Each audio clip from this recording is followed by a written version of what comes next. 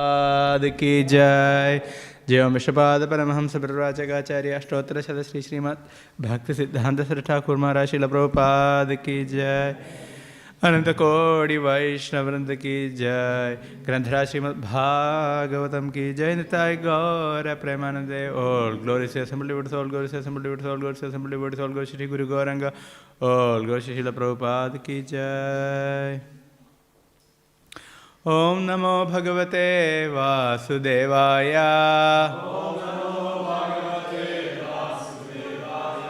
ओम नमो भगवते वासुदेवाय। ओम नमो भगवते वासुदेवाय।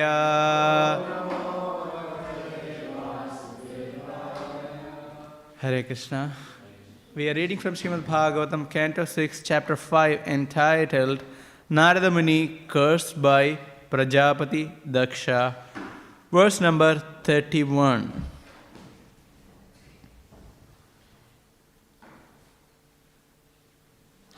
Bhratrinam prayanam bhrata yo no tishtati dharmavit Sabunya bandhu purusho marudbhi saha modate bhratrinam prayanam bhrata no yo no tishtati dharmavet Sabunya bandhu purusho Marudbhi saha modate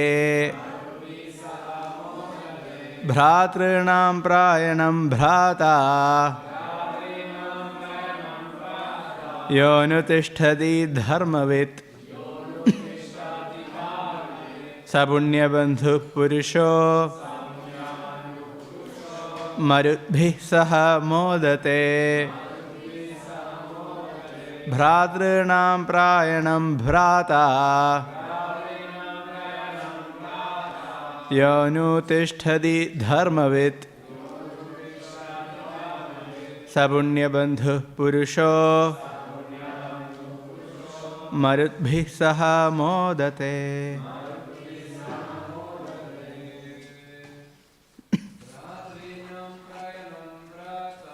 Bhratrinam prayanam bhrata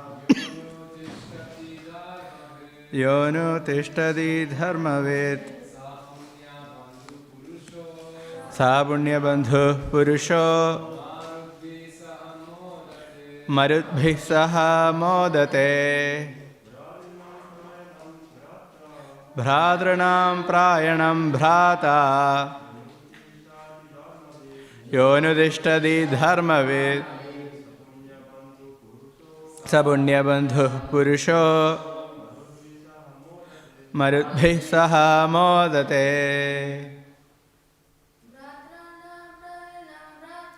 Bhratrinam prayanam bhrata Yonutishtadi dharmavit Sabunya bandhu purusho Marudbhi saha modate. Mataji. Bhratrinam prayanam bhrata Yonutishtadi dharmavit Sabunya bandhu purusho Marudbhi saha modate. Bhratrinam prayanam bhrata Yonutishtadi dharmavit Sabunya bandhu purusho Marudbhi saha modate. Bhratrinam prayanam bhrata Yonutishtadi dharmavit Sabunya bandhu purusho Marudbhi saha modate. Word to a translation. Bhratrunam, of elder brothers. Prayanam, the path. Bhrata, a faithful brother. Yaha, one who. Anudishthati, follows. Dharmavet, knowing the religious principles. Saha, that. Punya bandhuhu, highly pious. Purushaha, person. Marudbhihi, the demigods of the winds. Saha, with. Modate, enjoys life. A brother aware of the principles of religion follows in the footsteps of his elder brothers. Because of being highly elevated, such a pious brother gets the opportunity to associate and enjoy with demigods like the Maruts, who are all affectionate to their brothers. Purport by His Divine Grace Bhaktivedanta Swami, Srila Prabhupada ki. According to their belief in various material relationships, people are promoted to various planets. Here it is said that one who is very faithful to his brothers should follow a path similar to theirs and get the opportunity for promotion to Marudloka. Narada Muni advised Prajapati Daksha's second group of sons to follow their elder brothers and be promoted to the spiritual world. We will continue reading a few verses.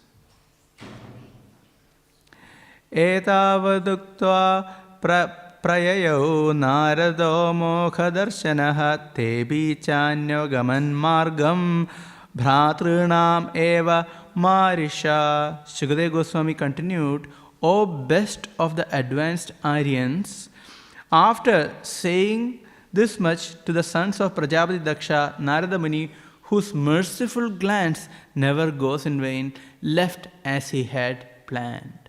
The sons of Daksha followed their elder brothers, not attempting to produce children. They engaged themselves in Krishna consciousness. Sadhrichinam pratichinam parasyanupatham gataha nadyapite nivartande paschimayaminir iva. The Savalashvas took to the correct path which is obtainable by a mode of life meant to achieve devotional service or the mercy of the Supreme Personality of Godhead. Like knights that have gone to the west, they have not returned even until now. Verse 34. Edasmin kala utpatan bahun pashyan prajapatihi purvan narada kritam putranasham upashrunot. Okay, so things are getting serious now. At this time, Prajapati Daksha observed many inauspicious signs, and he heard from various sources that his second group of sons, the Savalashvas, had followed the path of the elder brothers in accordance with the instructions of Narada. Verse 35.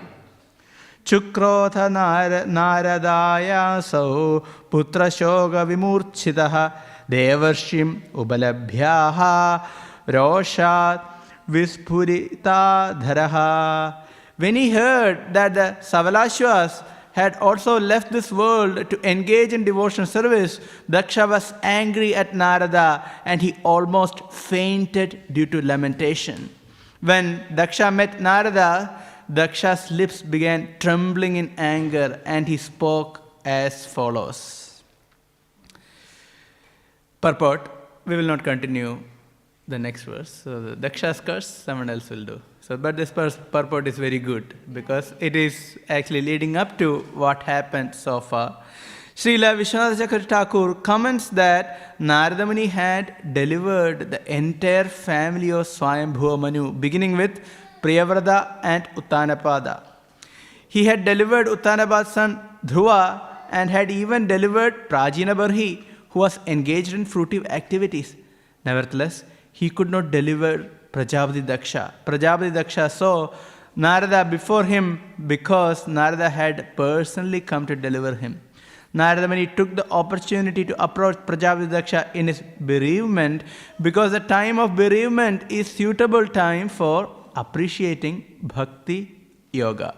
As stated in Bhagavad Gita 7:16, four kinds of men: Artaha, one who is distressed; Artharthi, one in need of money; Jitnyasu, one who is inquisitive; and Jnani, a person in knowledge, try to understand devotional service. Prajapati Daksha was in great distress because of the loss of his sons, and therefore Narada took the opportunity to instruct him regarding liberation from material bondage. Om Jnanatimirandhasya Jnananjanashalakaya Chakshurunmilitam Yena Tasmai Shri Gurave Namaha. Shri Chaitanya Manobhishtam Sthapitam Yena Bhutale Swayam Rupa Kadamahyam Dadati Swapadantikam Vandeham Shri Guru Shri Yuta Padakamalam Shri Gurun Vaishnavamscha Shri Rupam Sagrajatam Sahagana Raghunathanutam Tam Sajivam Sadvaitam Savadhutam Parijana Sahitam Krishna Chaitanya Devam Shri Radha Krishna Padan Sahagana Lalita Shri Vishaghanyatamscha. He Krishna Karuna Sindho Dinabandho Jagatpade Gopesha Gopika Kanta Radha Kanta Namostute Tapta Kanjana Gaurangi Radhe Vrindavaneshwari Vrishabhanusute Devi Pranamami Haripriye Vanchakalpatarubhyasya Kripa Sindhubhye Vacha Patitanam Pavanebhyo Vaishnavebhyo Namo Namaha. Namo Vishnu Padaya Krishna Prasthaya Bhutale Śrīmate Bhaktivedanta Swami Niti Namine. Namaste Saraswate Deve Gauravani Pracharine Nirvishesha Shunyavadi Paschatya Deshatarine. Jai Shri Krishna Chaitanya Prabhu Nityananda Shri Advaita Gadadha Shri Vasadi Gaura Bhakta Vranda. Hare Krishna Krishna Krishna Hare Hare Hare Rama Rama Rama Hare Hare. Bhutair Mahatbhir Yaima Puro Vibhu Nirmaya Shete Yadamusha Purusha Bhunkte Gunan Shodashatmaka Solankrishishta Bhagavan Vachamsi Me. Hare Krishna. Here, the pastime is going to take a turn in the next verse, and we can see the beginning in this verse in itself.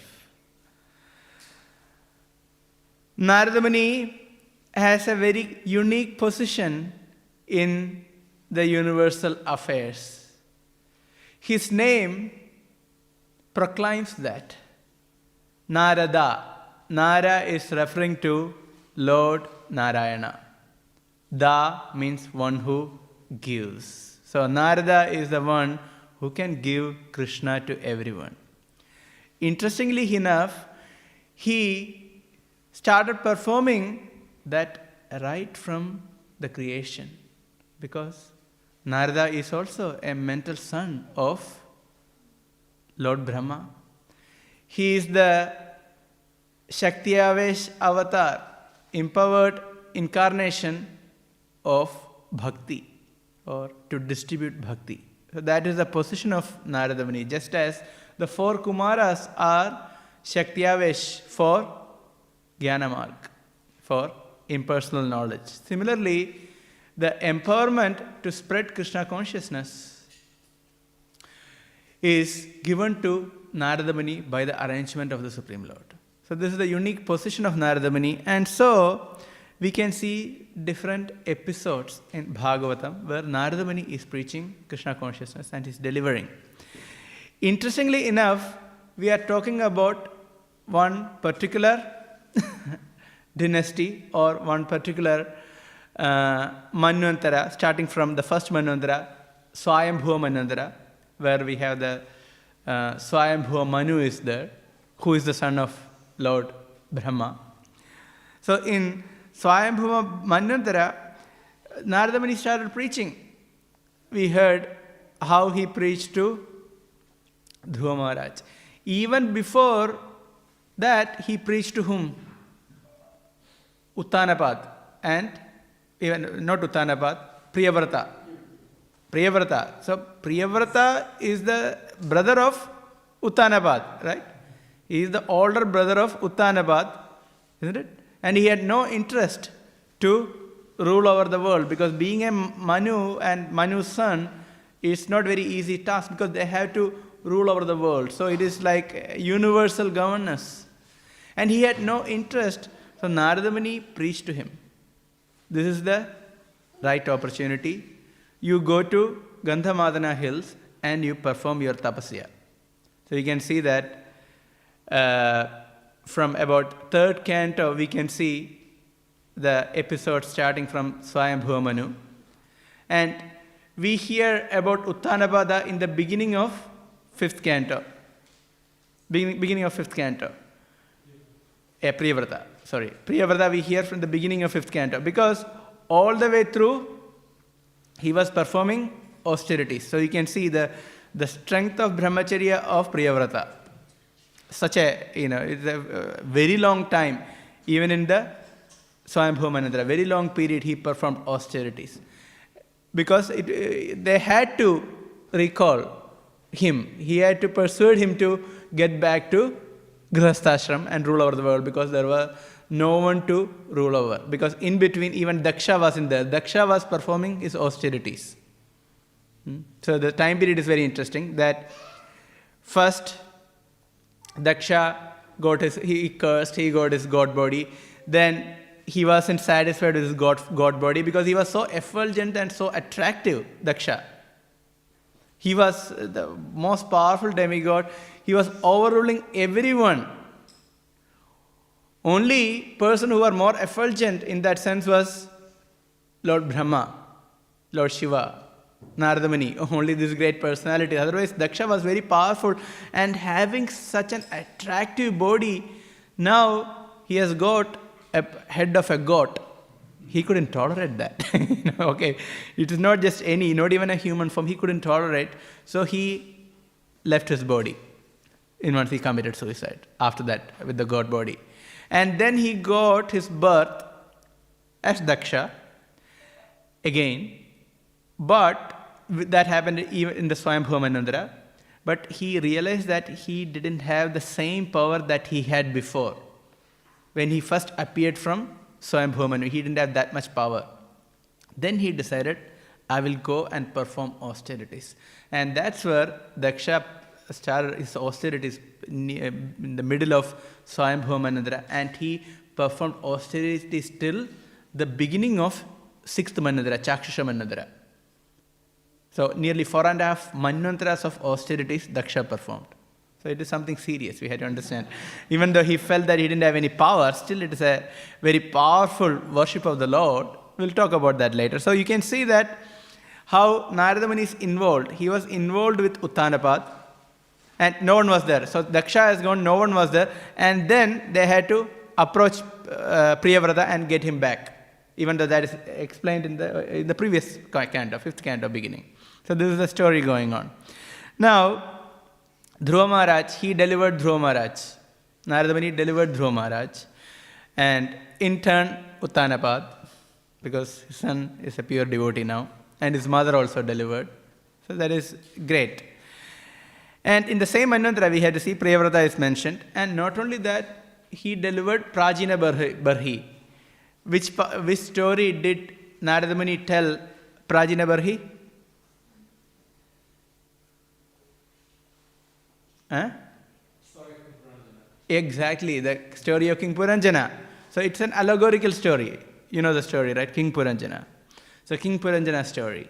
So in that way, Narada Muni used different tactics at different places. Uttanabad's brother Priyavrata, direct preaching.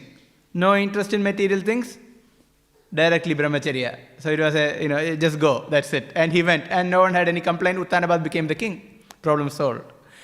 When it came to Dhruva Maharaj, he said, okay, you want to fulfill your material desires, here is bhakti process, you go. So he used Dhruva Maharaj's Kshatriya determination. So Narada Muni says, see the prowess and determination of these Kshatriyas. They cannot forgive.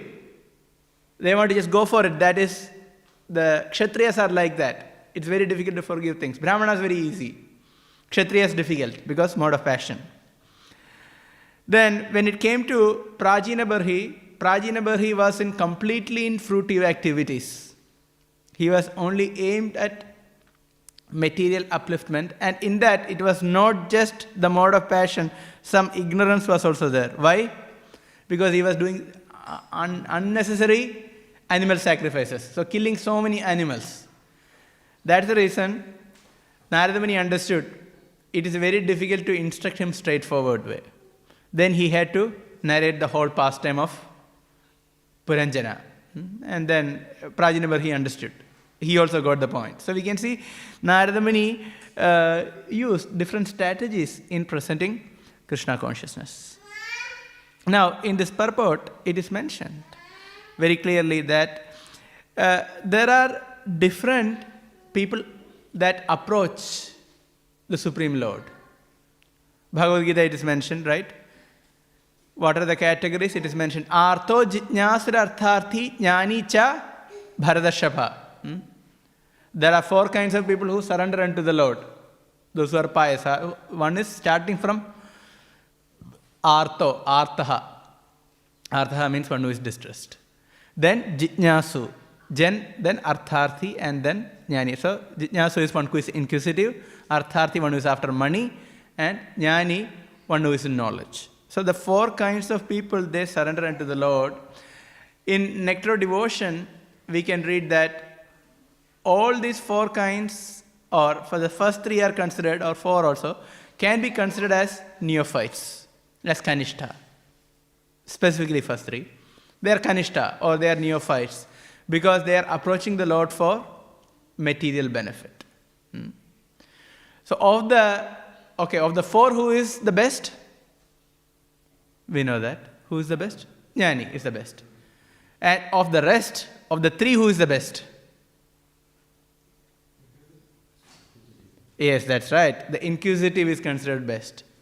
So Acharyas mention that that's why the inquisitive is placed between Arthaha and Artharthi. So it is mentioned at one point one has to be inquisitive. What's going on? What's the real philosophy? One needs some inquisitiveness, or jitnyasa. So one who has jitnyasa is called jitnyasu. So one has to be a jitnyasu. So Artha is not interested. What is the philosophy? Is right? Generally speaking, initially, I want relief from the suffering. That's all. I have suffering, I want the relief from the suffering. Similarly, Artharthi, one who is after wealth, not so much interested in philosophy. Give me wealth. I'll do what is needed. Okay, tell me what to do to get wealth. I'll do it. Dhruva Maharaj didn't ask about the name, form, qualities and pastimes of the Lord. Okay, I want the wealth. I want a kingdom which is even greater than that of my grandfather, Brahma. An even bigger kingdom I want. So, okay, chant Om Namo Bhagavate Vasudeva, I'll do it. Control the breath, no problem, I'll do it. He didn't ask anything further about the name, form, qualities and pastimes of the Lord. Whatever is required to achieve the desired goal, he performed. So this is the mentality of one who is after money. Similarly, one who is here, Artha, suffering person, it is very difficult, isn't it? If we are going through suffering, we may not be very much inquisitive about the intricacies of philosophy, or we need to hear something which will alleviate our pain. So Gajendra example is given, right, in Nectar of Devotion, Gajendra example. So he chanted the mantra and he offered a lotus flower from the lake to the Supreme Lord. And then immediately the Supreme Lord appeared.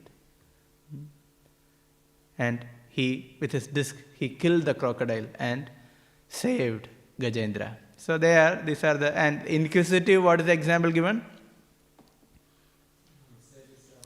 Exactly, the sages of Naimisharanya. They were inquisitive. So they wanted to know, they asked the initial questions in the beginning of Bhagavatam. And the entire Bhagavatam is answer to these questions.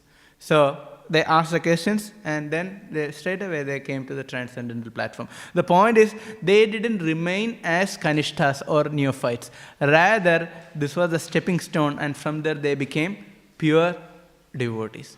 However, when it comes to jnanis, Krishna is very pleased with them. Tesham jnani nityayukta. They are nityayukta. They are always engaged in devotion service. Ega bhaktir vishishyate. And their bhakti is eka bhakti, or ekanta bhakti, or ananya bhakti, or pure devotion service. So their bhakti is one-pointed. So Krishna says, priyaha. He is priya. Priyohi jnanino atyartham. Atyartham means extra. Atyartham priyaha. So Krishna is telling, they are very dear to me. Atyartham priyaha. Indeed, they are very dear to me. Jnani is very dear because they don't have any other thoughts, they don't have any other deviation. And then Krishna, to add that, he say, aham sa cha mama priya. And so that is their point. They are ekanta bhakta, they are nityayukta, they are jnani because they have knowledge of Krishna. And Krishna explains his position. He's saying, aham sa cha mama priya. And for me, they are most dear. So there is such a loving reciprocation between one who is knowledge, one who doesn't have material desires, and worship the Lord. So it's even more dearer. At the same time, one may think, okay, if jnani is superior, how about others? Krishna says, everyone is magnanimous. He doesn't say that only jnani is magnanimous. Udara sarva eveti. Udara means magnanimous, like vadanya. Everyone is magnanimous. But, of course, jnani is on a higher category, but everyone is udara. Udara means magnanimous. Why are they magnanimous? They are considered magnanimous because they are magnanimous in giving their devotion. They are magnanimous in giving their affection to the Supreme Lord. Because the Lord is eager to have a loving relationship with the devotees more than the devotees. So this is elaborated in the pastime of Gopakumar's journey to the spiritual planet in Vaikuntha. In that conversation we can hear the Lord is telling that he is more eager than Gopakumar himself. He was telling, this lifetime I thought you will make it. This lifetime I thought you will make it. I was waiting. Finally, I had to personally appear as your guru. In that way, the Lord of Vaikuntha, Narayan, explains his affection for his devotees. He has told this before also. Even Ambarish pastime, we can hear the same kind of account, where the Lord is telling, I am completely sold out to my devotees. So this is the position. So udara sarva evaite. So everyone is udara. Even if you're going for money, Krishna is okay. But one has to be careful. What is the problem? One may get what one wants, material desires, whether it is wealth or one may be relieved of one's anxiety and distress. But after that, when their material desires are fulfilled, if they haven't actually taken bhakti seriously, they can go back.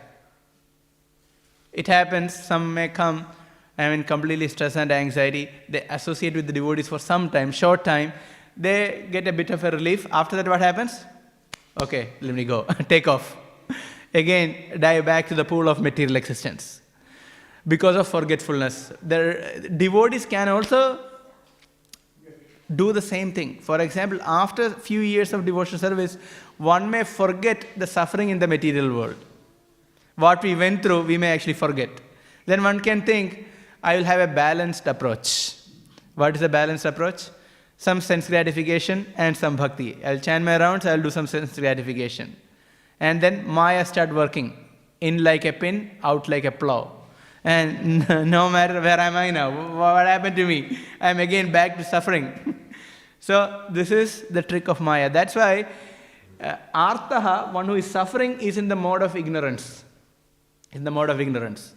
And Jitnyasu is in the mode of passion plus some goodness is there for sure, because there is inquisitiveness and some goodness is there. But Artharthi is primarily in the mode of passion. Can you see? So there are in modes we can see. Jnani, we can say goodness, but he is beyond goodness. So we can see different shades of material nature in these four categories. However, Krishna accepts, and for Jnani, what he says, he is like me. I treat him as myself. So that is the position of a Jnani, who is in knowledge, no material desires, and wants to do exclusive devotional service to Krishna. So that's why Krishna makes the same point even to Uddhava. No one is dearer to me as you. I treat you as myself. That is the position of Uddhava. So Krishna says, look, he is very, very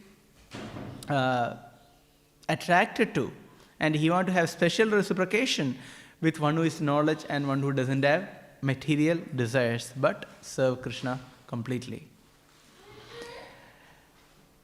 So this point is clear, I hope, that how the Lord deals with the Jnani. Now, Jnani is a pure devotee. He loves him, and the Jnani continues his devotional service. However, let's look a little bit deeper into the reciprocation of the Lord to other categories, especially Artha and Artharthi, or in general, one who approaches the Lord with material desires. So the Lord has a strategy. What he has to do if somebody is approaching the Lord with all material desires. So the Lord is a kind father. So he proclaims his strategy. I will do something about you people. If you are coming with material desires, no problem. I know how to deal with you. He is the Supreme Lord. He knows how to. We can hear this in both Śrīmad Bhāgavatam and Sri Chaitanya Charitamrita. So it's mentioned in the 5th canto of Śrīmad Bhāgavatam. Satyam dishati arthidam arthito nirnam. Naivarthito yat punararthito yataha swayam vidhatte bhajatam anichchatam ichhabidhanam nijapada pallavam. Krishna says, it's a very nice verse. Satyam dishati arthitaha arthito nirnam. People in general, arthitaha, they are arthita, they are approaching the Lord with material desires. Right? Then, what he does, he says, dishati, I will fulfill their desires. If you approach Krishna for your material desires, Krishna says, I will fulfill your material desires. Whatever they want, arthitam, dishati. Arthitam means whatever they desire for. Arthitaha, arthitam, dishati. No problem. I will do that. However, there is a catch. But there is a special way in which he does fulfill the desires. What's that? Na eva arthitaha yatha yat. Na eva arthita. So I will fulfill the material desires in such a way that such a devotee will not ask for that again. Okay, this is the genius of Krishna. Krishna will, fulfill the material desire, no problem. I will fulfill the material desires. But I am a kind father, so I will fulfill the material desires in such a way that such a devotee will not come back and ask the same thing again. So he will give realization. So, yet punararthitaha yata. So there is a wonderful conversation we can read in this regard from the Chaitanya Charitamrita. So the Lord says to his devotees, if somebody is engaged in my service and if he still asks for material things, the Lord considers, he says, Mage Vishya Sukha, if somebody is asking for Vishya Sukha, material desires, Amrita Chadi Vishamage, he says, such a people are giving up nectar, instead they are asking for poison. So Krishna considers if somebody is asking for material desires, such people are, even though they have the opportunity to serve Krishna, they have the opportunity to purify. Still, if they are asking for material things, then the Lord considers themselves, they are foolish and they are asking for poison. So the Lord says, my such devotee can be foolish, but I am not foolish. I am very intelligent. So he says, what I will do, I will not give them this visha. I will not give them this poison again and again. So that is mentioned. I will fulfill the material desires in such a way that they will not come back to me for that. So and rather, what will they get? Ichabhidhanam nijapada pallavam. He says, the nijapada pallavam, I will give my lotus feet, which are ichabhidhanam, that can fulfill all desires. In other words, having obtained the lotus feet of Krishna, or having obtained pure devotion service, once all other desires are automatically fulfilled. So Krishna says, if they are asking for visha, if they are coming for poison, I will not give poison. Rather, I will give myself to such devotees. So this is the way Krishna deals with artho jijñāsur artharthi, one who are approaching him with material desires. So he has his own strategy. That's why Dhruva Maharaj approached the Lord with material desires. But what happened at the end?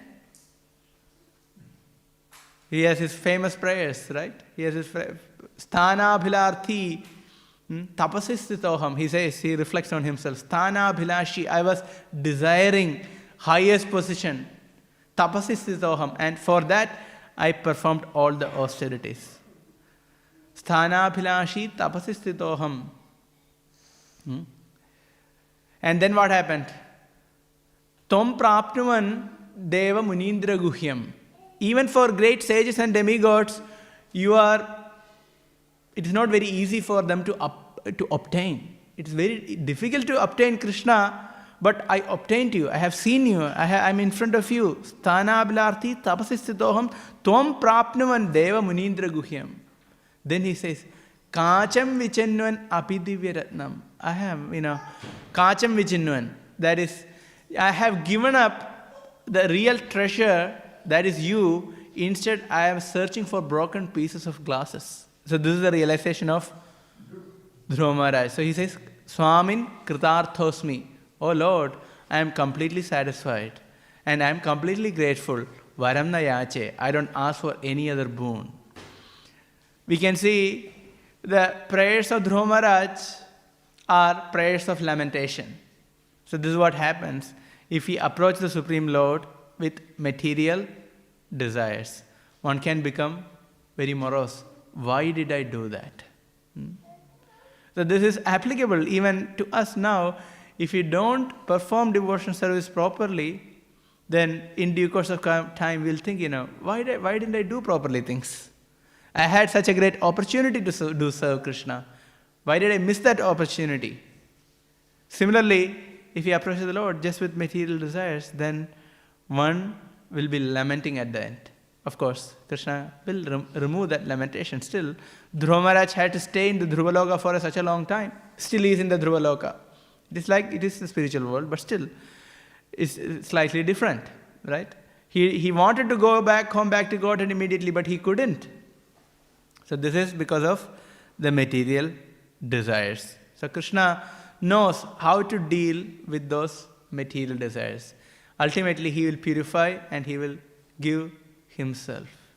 We may also had such kind of experiences in our life, isn't it? If you reflect on yourself, you can see when we came to Krishna consciousness, or even after coming to Krishna consciousness, we had many material desires. Even some of them may be very prominent. We may have even prayed for that. You can reflect, and then you can see that Krishna may have fulfilled those desires, but he also gives the realization, what's wrong with such kind of desires?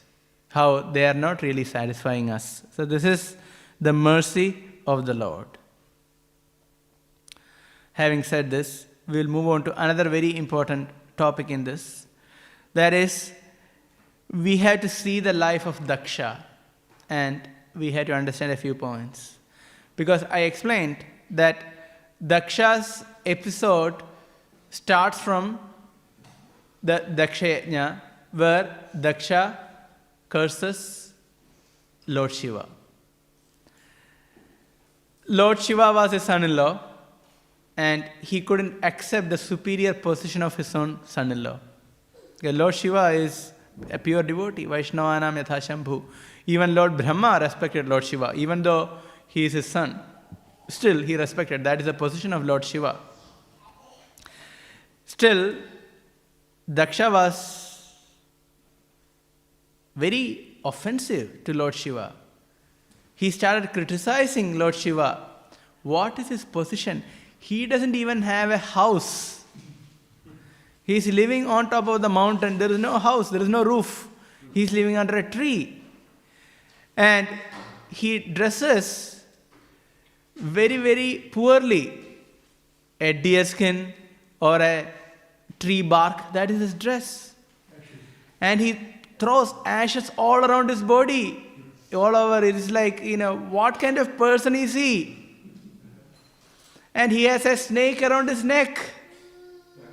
Started criticizing like this. And not only that, his eyes are just like that of a monkey.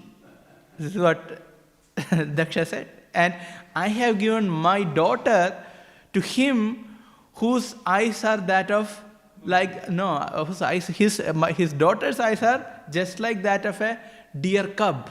And I have given to this person whose eyes are just like that of a monkey. So this is how Daksha started criticizing Lord Shiva and finally cursed Lord Shiva. This is a heavy blasphemy in front of all the devotees. So it is mentioned that Lord Vishnu didn't appear in that yajna. We can read in the fourth canto. Vishnu didn't appear because he knew it's going to be a mess. And he didn't want to partake in any of this. The Lord Vishnu didn't appear in that particular yajna. Rather, other demigods, Brahma, everyone was present. And we know the curses and counter curses went on. So this is such an offensive mentality. And in that canto, we can hear that Daksha asked for forgiveness from Lord Shiva. It ended up in the suicide of his own daughter. He had to witness the suicide of his own daughter, Sati. So then Sati appears as Mother Parvati, because Sati gets the birth as the daughter of Himavan, so she is known as Haimavati. She is known as Parvati because Parvata means mountain, the daughter of Parvata, Himalayas. So that's how Parvati was born. And when she was born, she had her spontaneous attraction for Lord Shiva. And who is Parvati? She is Durga Devi. Devi Heshi Gunamayim Amamaya Durateya. She is the personification of all three modes of material nature. Who is Daksha and who is his daughter Parvati or Sati? She had the power to annihilate millions of Dakshas.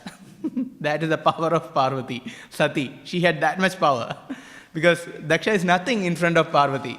But in that pastime, she is just acting as his daughter. So Daksha is being very foolish in one sense. And who is Lord Shiva? Lord Shiva is her husband. So what is the position of Lord Shiva? So all the material nature in one sense is under Lord Shiva. So then still Daksha was audacious to criticize and then blaspheme Lord Shiva. The point is, then he got the body of a goat or the head of a goat. Then he gave up the body. He performed tapasya for 4.5 manvantaras and he worshipped Lord Vishnu using the Hamsaguhya prayers. And he worshipped for such a long time, and beginning of Chakshamanandara, he got the darshan of Lord Vishnu. And then we can see that the Lord didn't appear in two-handed form, neither he appeared in four-handed form, rather he appeared in six-handed form. Why? And he had different weapons and different opulences, because he understood Daksha has still material desires. He is not pure yet. Even though he is able to see the Lord, still he is not pure yet. So that mentality that he's carrying, the offensive mentality he was carrying. So the Lord appeared and he gave whatever Daksha wanted. So he wanted the power to create progenies. He gave that power, no problem. He took it. But he didn't give pure devotional service because he was carrying the offensive mentality, even though he worshipped the Lord for 4.5 manvantaras. And then this offensive mentality will be demonstrated again in the next verse that I am not going to touch now. That next speaker will speak. That is, he cursed Narada Muni, a pure devotee, because Narada Muni had saved his entire dynasty, starting from great forefathers, Dhruva Maharaj, Uttanabhada, Priyavrata. He had saved everyone. Still, he was so blasphemous that he cursed his own guru, his family guru. He cursed. Can you see the position of Daksha? So that's why we had to be so careful about Vaishnava aparat. It is very difficult to take out. So even though he performed tapasya for long manvantara, still that offensive mentality was present in his heart. So this is something which we had to learn from this pastime. Similar point we can see in the pastime of Bharata Maharaj. Bharata Maharaj, he was a great king. He left when he was young. He left the kingdom. He left the wife. He left the wife and children and whole kingdom. He was dear to everyone, but he left everything. And a very graphic example is given. Just like if we pass, and if we just walk away, we are not attached to what we pass from our body. If we go to the toilet, we don't get attached to that. In the same way, he gave up all his wealth. Still, in due course of time, he got attracted to a deer. Then it is analyzed, why did he get attracted to a deer, even though he was so detached from everything? And he was on the platform of Bhava Bhakti. So one explanation is, he was away from the devotees. So that stresses the importance of Vaishnava association, devotee association. Even though one can be very advanced, still we need the association of the devotees. Even if we go to the spiritual world, we are not alone. There is association of the devotees. So association of the devotees is a common factor. Still, Jiva Goswami gives another very important point, that there was some kind of remnants of offense in the heart of Bharat Maharaj, which was coming from some births. And because of that, he got attracted to this deer. That is on one side of the story. On the other side, the Lord wanted him to come back as soon as possible. So he thought Dhruva Maharaj still has strength, so he didn't want him to go through multiple lifetimes to perfect. He thought, okay, I will give him the life of a deer, and at the end of that life, he will become a pure devotee. So when he finishes life as a deer, at the end, he became a pure devotee. So appearance as Jada Bharat, that was only for preaching and for setting a good example. So Jada Bharat, he was a pure devotee right from the beginning, means he's with Krishna all the time. So from this pastime we can understand the gravity of Vaishnava offenses. If you offend the devotees, it can be very, very disastrous. So we had to practice humility, and at least by words and action we had to control. And if you think so much negative about devotees, it can be problematic. So if you have such kind of negative mentality about devotees, we just serve the devotees, and in that way, or pray to Krishna, serve the devotees, and by that mentality will go away. But if you don't do anything about it, rather we think about that again and again, it is going to increase first thoughts, then words, and then actions. So it can be very, very disastrous for our own life. So today we saw about the glory of Narada Muni being the dynasty guru of Daksha and his predecessors and his followers. And we also saw how the Lord treats different kinds of devotees, his strategy. And here, Narada Muni, another very important point I will explain. That is, Narada Muni took this artaha because Daksha was very distressed. He took that opportunity to present Krishna consciousness, because that is the way of presenting Krishna consciousness. If one is going through trouble, then one can present Krishna consciousness. Narada took that opportunity. So that is a standard strategy. If somebody is in difficulty, that is a good time to talk about spirituality, isn't it? Because they can be a bit more open. They think, okay, yeah, things are not going well. This is not the place for enjoyment. Oh yeah, that's right. I'm going through trouble. So Narada took that opportunity and tried to preach. But what happened? He got a contrary result. Because Daksha was not ready. He still had that offensive mentality. So rather than accepting the advice of Narada Muni, Narada Muni couldn't even speak anything. Before that, he was cursed. So this is the position of Daksha. And from there we can understand the gravity of Vaishnava aparat.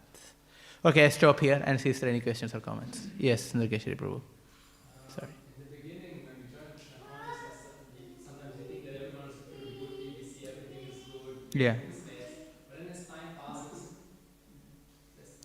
you can see, like, you start to see, like, mistakes. Yeah. And also we open this tendency to want to correct devotees. Okay, very, very good point, because when we start our Krishna consciousness, we see that everyone is a pure devotee, everyone is effulgent, shining.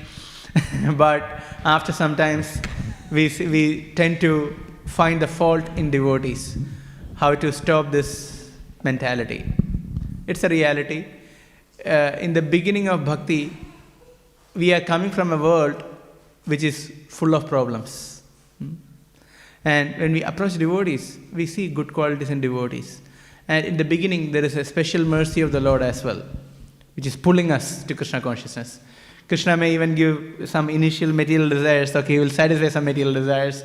Krishna will pull us to him because we are showing the initial interest in Krishna consciousness. However, as time passes, we see devotees, and familiarity breeds contempt, right? So we become familiar with the devotees, and it is a reality that devotees have good and bad sides. We can see ourselves, we have good sides and bad sides. There is no doubt about it. And so, we will have to at least come to the platform of seeing both sides. If only one is only able to see bad sides, first start trying seeing the good side. So first one has to see both. Initially one cannot come to the platform of only seeing good. So first our standard is we may be only seeing bad. So from that platform, see good and bad. Then we can see that good side is far higher than bad side. Because everyone is a devotee, everyone is chanting Hare Krishna, everyone is engaged in devotion service. So that is something very, very, very unique. It is the greatest position in this world, to be a devotee. So we can see that such a person may have some faults, but such a person is engaged in devotion service, such a person is chanting Krishna's names, and we may not like that person because of our own anarthas, but such a person may be very dear to his own Guru and Prabhupada and Krishna. So we have to see from a broader perspective. So we cannot just focus on the negativities, rather we have to see something which is positive. So if you see something negative about a person, and if you want to correct that mentality, in the mind we had to think something good about them. Bhaktivedanta Maharaj used to do this thing. If there used to be any altercation or even fight among some devotees in the temple, Bhaktivedanta Maharaj asked them to sit next to each other and ask them, okay, tell 10 glories of the other devotee who you hate or fight with. And the other person, okay, tell something good about the other person. So it's glorification. Actually, if you feel, that's one thing, if you feel something negative about someone, if you have that, really, it's something we had to deal with. It's a reality check we had to do. And it is a very important thing, because we will feel bad about someone. We will not like someone who has done something to us. It is a fact. Then we had to glorify, we had to think good about them. Otherwise, that can actually poison us. That can affect our chanting, our sadhana, everything can be affected. If we water that, if we nourish that bad seed in our heart. So we had to understand the reality. Krishna consciousness movement is like a hospital. So, who are in the hospital?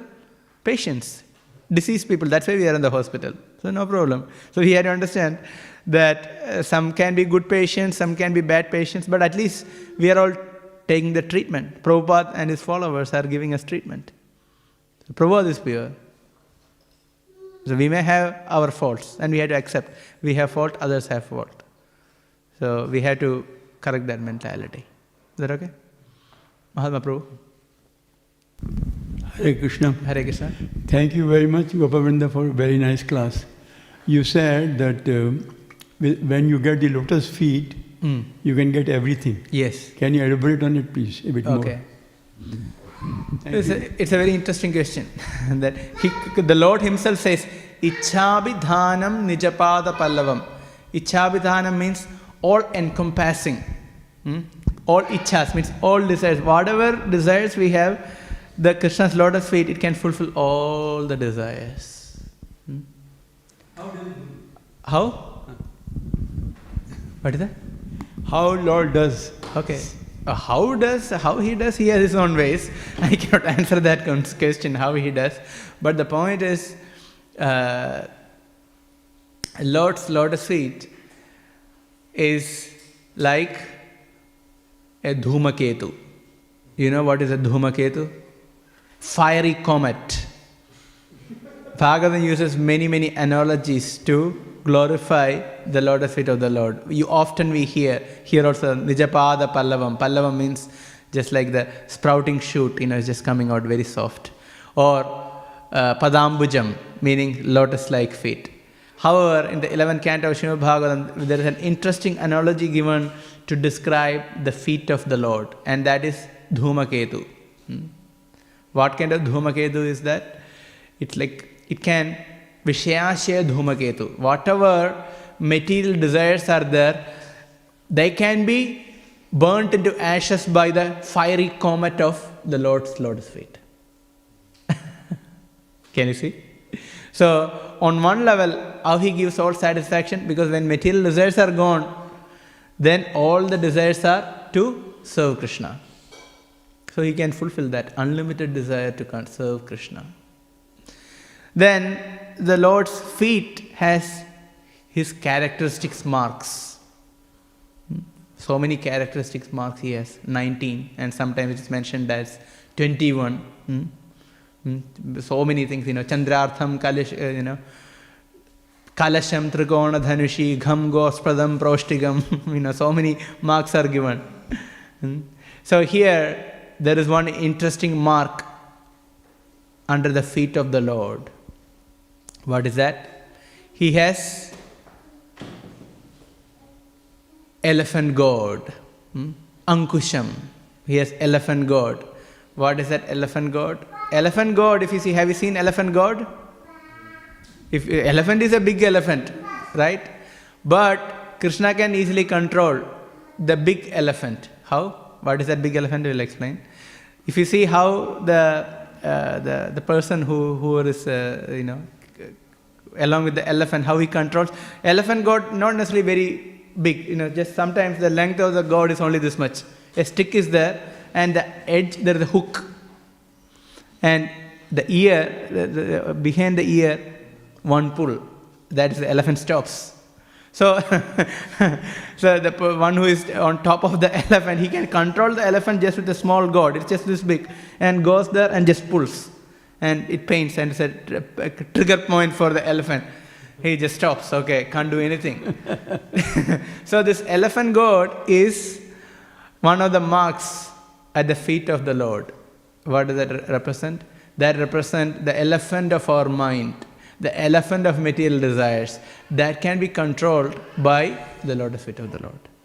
So that is very critical for us. You understand? So I explained two things. One is Dhumaketu, and also the Ankusha, the elephant god. In that way, the material desires are gone. So the mind need to have something. So if material desires are gone, then the mind is filled with spiritual desires, which is to serve Krishna. And Krishna fulfills that unlimitedly. And that is Ichabhidhanam Nijapada Pallavam. Thank you. I heard also that lotus feet, all the devotees, pure devotees sit there. Yes, very good point. So we get the mercy from those also. Of course, very good point as well. Yes. In the association of the devotees. Thank you. Hare Krishna. Thank you very much. You can take the microphone. Hare Krishna. Hare Krishna, Prabhu. You were talking about the 4 people that go to Krishna, and the inquisitive one is the pet best one. Yeah. But we see in Gajendra's story, he was distressed, and then he made Krishna come to the spot where he was distressed. So isn't distress the better one, because like they get Krishna? Oh. So in case of so what's wrong with Dhruva Maharaj also got Krishna? No, Prashnigarbha came personally, isn't it? The Gajendra, yes, the Lord came on top of Garuda, flew in, and in terms of Dhruva Maharaj, the Lord personally came, 400 form as Prashnigarbha. So why do you think only distressed person can get Krishna?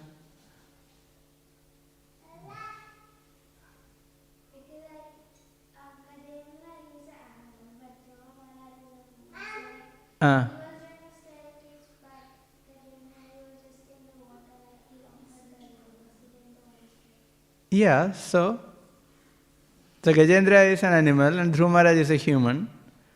Both prayed and both got the Lord.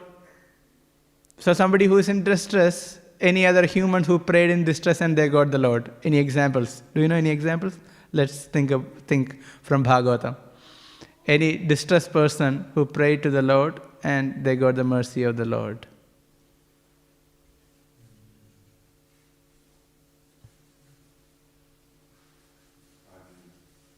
Arjuna. Yeah, we can say Arjuna was with Krishna, he got the mercy.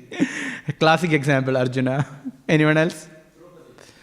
Draupadi, yeah, pure devotee. Not on the same category, because here we are all talking about pure devotees, whereas this example is of Ajamila, good example. He got the mercy. Human, he was distressed, and accidental chanting of Krishna's name. So the Lord can come, even one is distressed, inquisitive, after money, or in knowledge. Is that clear? Or you have something else? Okay. Thank you. Any? Yeah. You want to pass the microphone? Thank you. No, it's not for me, it's for others. Krishna's original form is like two-handed, right? Yes. You said Krishna showed six-handed form to Daksha because That's right. he was offensive. Not exactly because he was offensive, Like but offensive desires? he showed his form because he wanted to fulfill his material desires. Yeah. So it's not same like Chaitanya Mahaprabhu showed six-handed form to one of his No, that's closest. different. Okay. So that Shadbhuj form and this Shadbhuj form Totally are different. different. Yeah. So in this, the Shadbhuj form that's Vishnu form specifically. What the Lord showed to Daksha is a Vishnu form.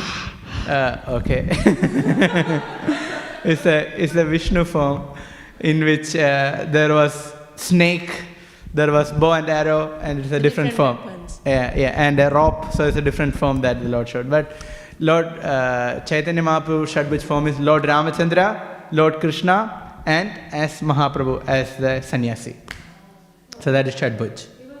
So you can see that Shadbhuj form there. Can you see that? In front of Sarvam Bhattacharya. So in our temple there is this wonderful painting by Rasanandini Mataji. It was 800 Vishnu. It was 800. Okay, sorry. So it was 800. I made a mistake. That's why the extra things are coming, like not this one. The Daksha was shown was 800. Sorry, more material desires. 6 is not enough, so 8. So there was the pasha. There was this rope. There was snake. There was bow and arrow. Few things were there like that in his hand. Yeah. Okay, you can answer the microphone. About the 4 reasons why we come to Krishna consciousness, as I see it, I think everybody except when you're on the level of prema comes with some level of distress, because material life is stress. Yes. So is it then so only the pure devotees, they can only come purely out of not wanting to know the absolute truth, but they actually already know the absolute truth because they're pure. So it's always a combination of distress and one of the other 3. That's right, yeah. So here also we can see how many of us came because of 3 reasons. Okay, 4 reasons are there. Who came for just in knowledge, no material desires? Anyone here? I'm not there. I had to go other way. Oh, you came only? Okay, probably he, she. Different story. At least I am not in that platform. Who came because of distress? Distress. Okay, partially I had partial distress was there. Distress. And who came because of inquisitiveness? Partial inquisitiveness was there. And who came for money? Okay, after coming, we prayed for money, maybe. Desire of liberation, is that also... Yeah, it's also a problem, yes. That is also... Is it also part of money or like... No, it's not part of money. It is, you could consider between money and the jnana in knowledge. So there are two interpretations for knowledge there. One is a pure devotee. Another one is one who is in knowledge, means one is jnana on that platform. So that is included in the fourth category. Now, yes, what you said is exactly right, that everyone comes with some other material desires, and that's why we have sadhana bhakti, devotional service in practice, where everyone is welcome to come with whatever anarthas or whatever conditionings that we may have. The process will work. How the process will work? For the process to work, again, one has to practice pure devotional service. How one practices pure devotional service? So that is explained as anyabhilashita shunyam jnana karmadi anavritam anukulyena krishnanushilanam bhaktir uttama. Now when we talk about uttama bhakti, we have to practice that uttama bhakti as a practitioner on the sadhana level. How to do that? One may have material desires coming to our mind, but one is not praying for that, and one is not acting for that. So that's how one practices pure devotional service on our platform. Our mind will not be free of contamination, but at least we don't speak and act on that platform. And then we chant 16 rounds, and we follow regulatory principles. In that way, we try to practice, and that will actually help us to purify. Make sense? So anyone can come, and there is a process. Yes, Jagannathan Prabhu. Thinking about the question yes. which she asked in terms of animals, artho arthati jigyasu mani. In one sense, an animal, it's very rare for an animal to be jigyasu, inquisitive, or even a jnani, or even want money. It's only human beings who want money. So the only process for animals in that is just distress. Yes. So and that is a very rare occurrence, because we know the position of Gajendra. He was King Indradumna, so we know why he ended up in such a position. Yeah, that's good. Yes. Yes, Mother. Just a quick one. With the Jnani, the person who comes to Krishna consciousness and knowledge, the kids that have grown up in our movement, are they in that category, do you think? I don't know, to be honest. I cannot give a sure short answer. We can hear from Bhagavad Gita, 6th chapter, right? They are very rare souls. They are continuing from their previous lives, their devotion service. That much we can say. Whether they are on the pure platform or not, I don't know. Time will tell. Yeah. Yeah. So we don't know. So we had to wait and see. Yeah. I am not the judge, so it's a very fortunate birth. That's what Krishna speaks in the 6th chapter. Very rare birth to get birth in the devotee family. So it's very rare. So it depends on how we take this opportunity, that's all. Great opportunity. So how one takes that opportunity, one gets the result. So definitely Krishna will help such people. Okay, final question. Okay, you want to pass the microphone?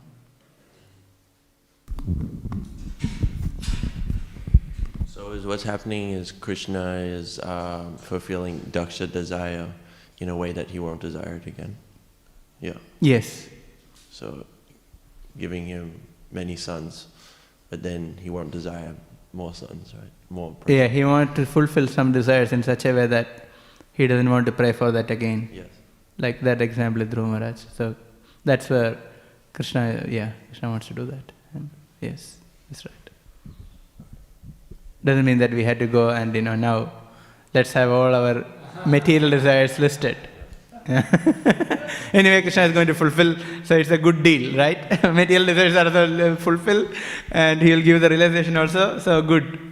It doesn't work like that. Krishna knows what goes on, Even the holy name will not work if we are material desires and if we are strong, holy name, we will not be able to taste the holy name. So that is it is better than, fulfillment of some material desires, getting some taste for Krishna's names, which is achievable.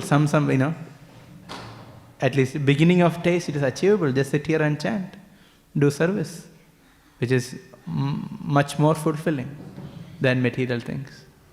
So, yeah. Hare Krishna. That's why Mahaprabhu says Nam Ruchi. Yes. Jai. Mahaprabhu says Nam Ruchi, Jeev Daya, and Vaishnava Seva. 3 most important. Thank you. Granthra Śrīmad Bhāgavatam ki jai, Srila Prabhupada ki jai. Gaura Bhakta Vrinda ki jai.